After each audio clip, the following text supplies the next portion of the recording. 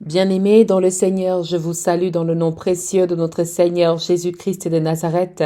Le ministère de la clinique spirituelle vous souhaite une excellente année 2024. Nous sommes ravis de vous retrouver dans le temps où nous partageons le message dominical, le message du dimanche.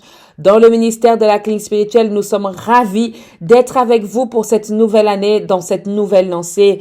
Nous vous invitons dès à présent à prendre place et à recevoir la parole de ce jour. Bien-aimé peuple de Dieu, que celle-ci nous ravive, que celle-ci nous galvanise, que celle-ci nous fortifie. Entrons d'abord dans la totale immersion dans l'adoration et la louange.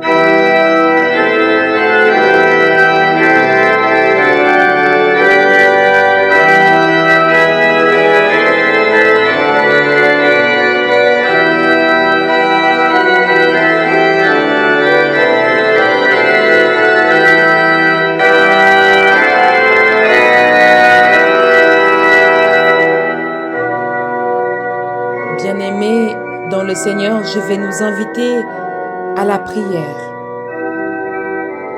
Seigneur notre Dieu, notre bon Père, nous te bénissons en ce nouveau jour. Nous te rendons des actions de grâce, Père éternel, et te disons infiniment merci. Merci parce que tu nous fais voir le jour, tu nous fais entrer à nouveau dans ta grâce, Seigneur Dieu. Nous voulons te remettre tout ce qui va être fait et dit pendant le partage de ce message.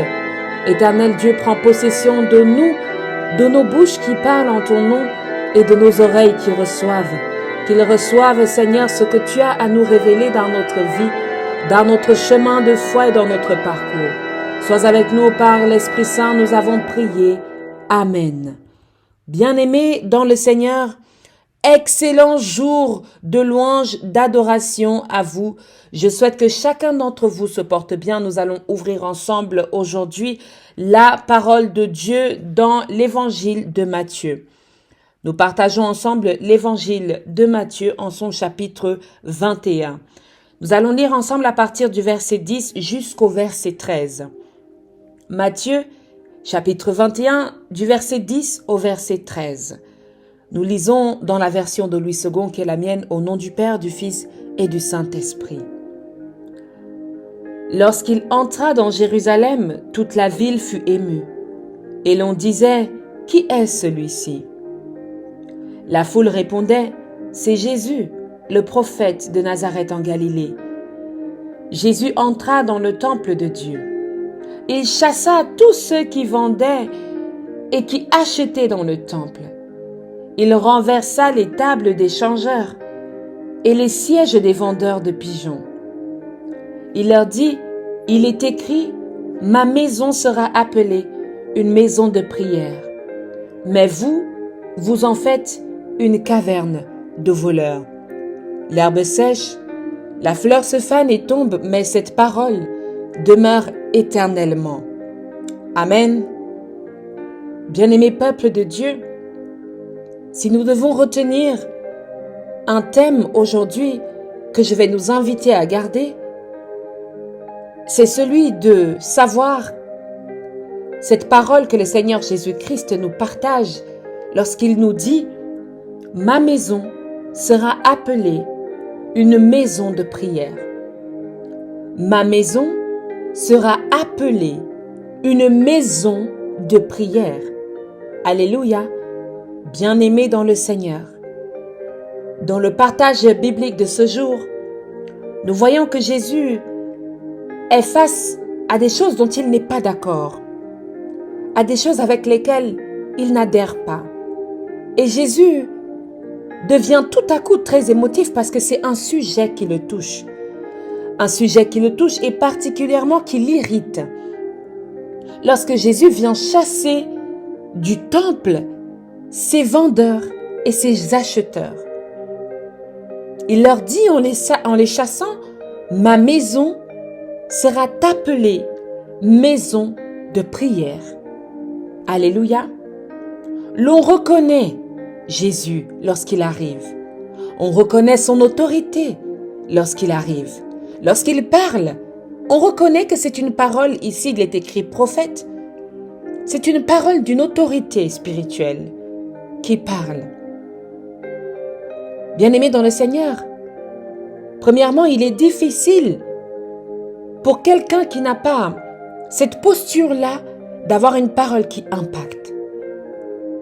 La parole de Jésus impacte ici parce qu'il représente déjà une autorité. Il représente déjà une certaine prestance, une certaine personne, qui fait que personne ne l'a véritablement arrêté lorsqu'il s'est mis à faire cela, lorsqu'il s'est mis à renverser les choses, lorsqu'il s'est mis à chasser les gens, parce qu'on reconnaissait en lui l'image de prophète. On reconnaissait en lui l'image de fils de Dieu.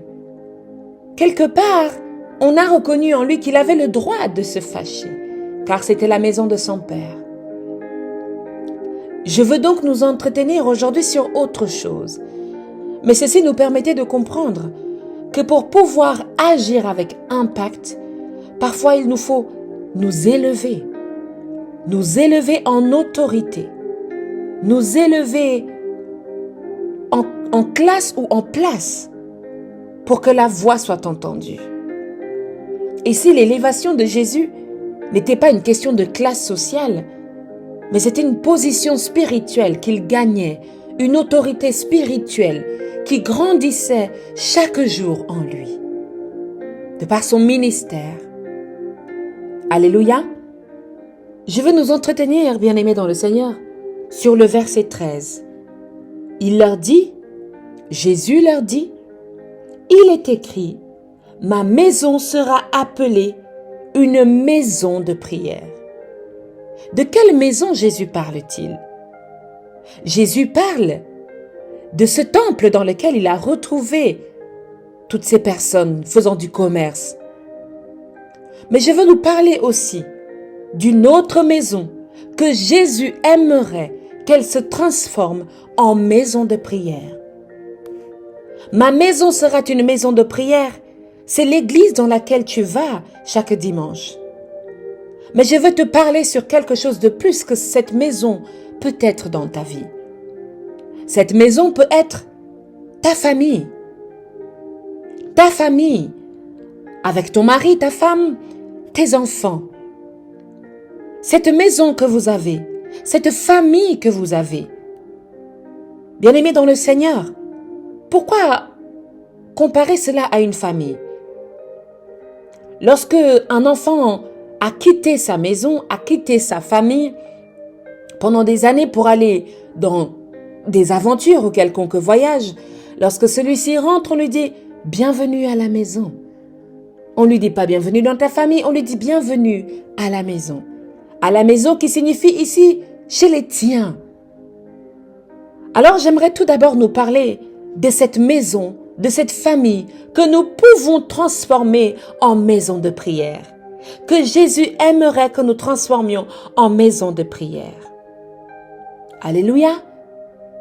Bien-aimés dans le Seigneur, comprenons ici que notre famille ne sert pas uniquement à nous disputer. Notre famille ne sert pas uniquement à faire du commerce.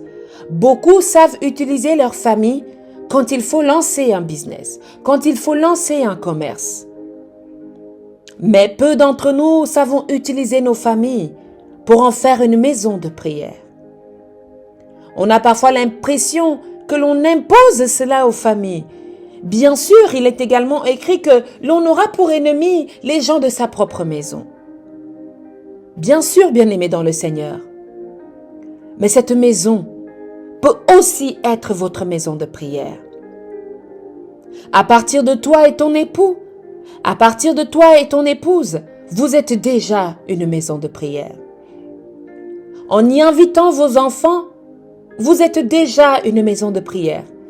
Ainsi, vous combattez contre tout ennemi et adversaire qui se dresse et se lève pour vous attaquer, pour vous nuire ou pour vous diviser. Transformez vos familles. Transformons nos maisons en maisons de prière. Alléluia. Bien-aimés dans le Seigneur, j'aimerais également nous parler encore d'une autre dimension de la maison de prière. Est-ce que quelqu'un veut le visiter avec moi? Alléluia, la parole de Dieu nous dit que nous sommes le temple de l'Esprit Saint, que nous sommes la maison de l'Esprit Saint.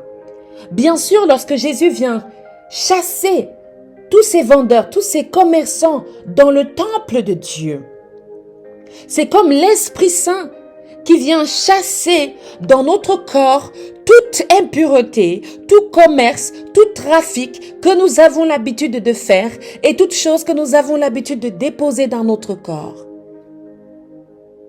Et le Seigneur veut nous inviter aujourd'hui à transformer cette maison, qui est le temple de l'Esprit Saint, en maison de prière. Que ton être devienne une maison de prière. Que ton corps soit une maison de prière. Ce temple qui doit héberger l'Esprit de Dieu. Que ce temple soit une maison de prière. Chasse par l'Esprit Saint toute chose que tu es en train de vendre. Toute chose que tu es en train d'acheter. Acheter des choses par ton corps. Briser des choses dans ton corps. Ce que ton corps est censé faire. Dans la glorification du nom de notre Dieu, ton corps ne le fait plus. Il est relâché, boudiné, négligé, mal conservé. Le Seigneur Jésus-Christ descend en toi aujourd'hui. Le Seigneur Jésus-Christ descend dans ta famille aujourd'hui. Descend dans ta maison familiale et ta maison individuelle qui est ton corps, ton âme et ton esprit, afin d'y chasser tout esprit de commerce, toute chose qui n'honore pas le nom de l'Éternel, notre Dieu. Et que tu reviennes avec moi, bien-aimé dans le Seigneur, à de bons sentiments pour la gloire de Dieu le Père. Ma maison sera appelée maison de prière. Ma maison sera appelée maison de prière. Est-ce qu'en cette année, nous pouvons faire de notre maison une maison de prière? Est-ce qu'en cette année, nous pouvons faire de notre être un être de prière? C'est difficile. Oui, c'est difficile. Mais cela n'est pas impossible. Ce n'est pas impossible, bien-aimé dans le Seigneur. Tu rencontreras l'adversité. Tu rencontreras le rejet des tiens. Mais ta prière montera vers l'Éternel et trouvera grâce à ses yeux, et je le prie, afin que cette maison devienne une maison de prière. Beaucoup de maisons sont en difficulté aujourd'hui parce qu'il manque cette prière. On néglige la prière. On sous-estime la prière. On sous-estime le fait d'être assidu dans la prière. Fais de ton être un être de prière. Commence à le cultiver si tu veux voir la gloire de Dieu. Ne regarde pas ceux qui font faux. Ne regarde pas et ne juge pas afin de ne point être jugé. Commence par louer Dieu de la manière que tu penses qu'il est bon de le louer. Commence et Dieu se chargera du reste. Cesse de regarder à autrui et de critiquer en disant « Vous êtes des serviteurs et des servantes de Dieu, alors pourquoi vous ne faites pas ci ?» Commence-toi à le faire. À faire de ta maison une maison de prière. À faire de ta bouche une bouche de prière. Bien-aimé dans le Seigneur, la bouche est une porte spirituelle. La porte qui donne accès au temple qui est ton corps. En nous, nous avons plusieurs portes de l'esprit, tout comme une maison a des portes et des fenêtres. Si nous entretenons mal l'usage de ces portes, bien-aimés dans le Seigneur, nous permettons aux commerçants, aux acheteurs et aux vendeurs de faire leur trafic en nous. Alors que si nous veillons à notre bouche, à ce que voient nos yeux, ce qu'entendent nos oreilles, ce que convoite notre corps et notre être, bien-aimés dans le Seigneur, nous veillons à ce qui se passe dans la maison de Dieu. Alors, en cette année, bien-aimés peuple de Dieu, nous sommes invités à faire de notre maison une maison de prière. Oui, tu peux te réfugier dans ton église, dans ta paroisse, dans ta chapelle, dans ta communauté ou dans ta cellule de prière. Mais tu dois également élever cette dimension de maison de prière au sein de ta maison, dans laquelle tu vis. Fais de cette maison dans laquelle tu vis une maison de prière. Fais de ton corps également une maison de prière.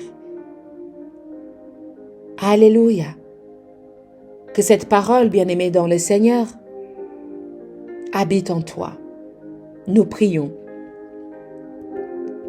Seigneur, notre Dieu, nous te bénissons, nous te disons merci, Seigneur, pour ce temps du partage du message de ce jour que tu nous as permis d'avoir.